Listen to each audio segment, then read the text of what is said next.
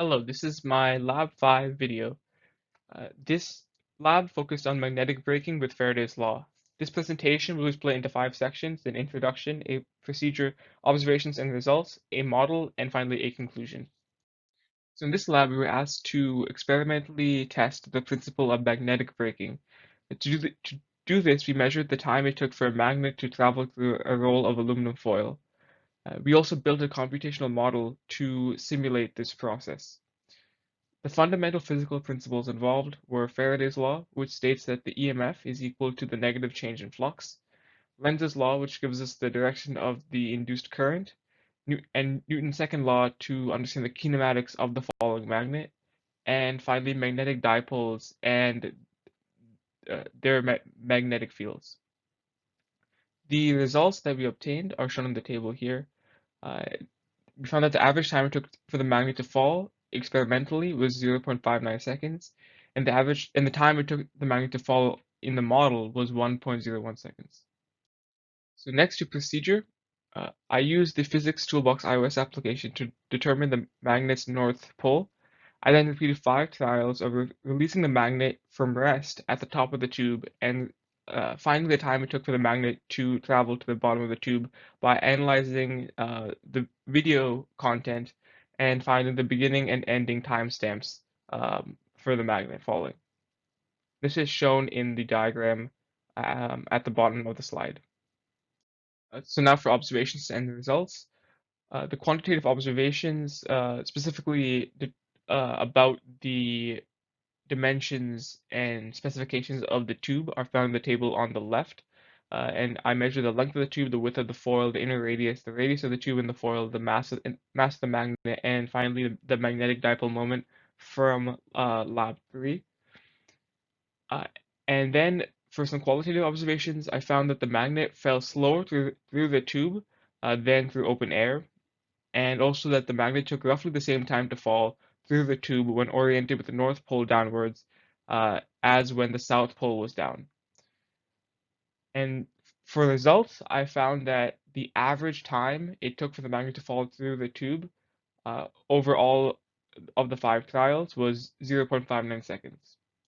So now to the computational model. So in the upper left, you can see the magnet falling through the tube in the model, and you can see the different colors of red and blue representing the direction of the induced current. We also have the velocity versus time graph, which starts to decline rapidly at the beginning, but then plateaus. And this plateau indicates that the magnet has reached a terminal velocity as the force of gravity is cancelled with the magnetic force.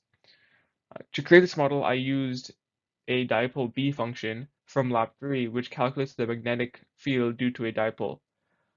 Also, the calculate d flux dt analytic function was used to calculate the change in flux or the negative EMF.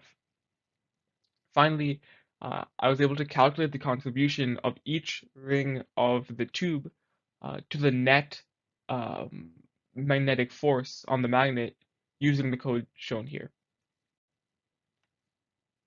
So to interpret the simulation, we can see that red represents the induced current flowing in the counterclockwise direction, while blue indicates that it's flowing in the clockwise direction by Lenz's law. If the magnet was flipped, it will take the same amount of time to fall through the tube, but the direction of the current would be flipped. Also, we see that the experimentally determined value for the time was smaller than the computationally calculated value of 1.01 seconds.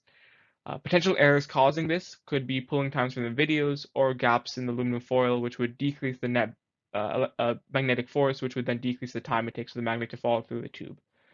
Also, we see that the graph of velocity versus time reaches a plateau, which indicates that the magnet has reached terminal velocity as the net force is 0. So to conclude, if the resistivity of the conductor was reduced as close as possible to 0, the induced current would tend to infinity as EMF over R is equal to I. This would mean that the induced B field and the magnetic force would be infinitely strong and would point upwards. The magnet will likely come to an apparent stop near the top of the tube and appear to levitate as the forces cancel. However, in actuality, the magnet would be falling very slowly through the tube downwards, probably not noticeable to the human eye. Additionally, if holes or slots were cut in the tube, this would reduce the number of closed rings that exist in the tube, as some of the loops or closed rings would become open circuits whose induced B field would be 0 Tesla. Having less rings would cause a smaller total induced B field, and that's a smaller magnetic force, which means the magnet will fall through the tube in less time.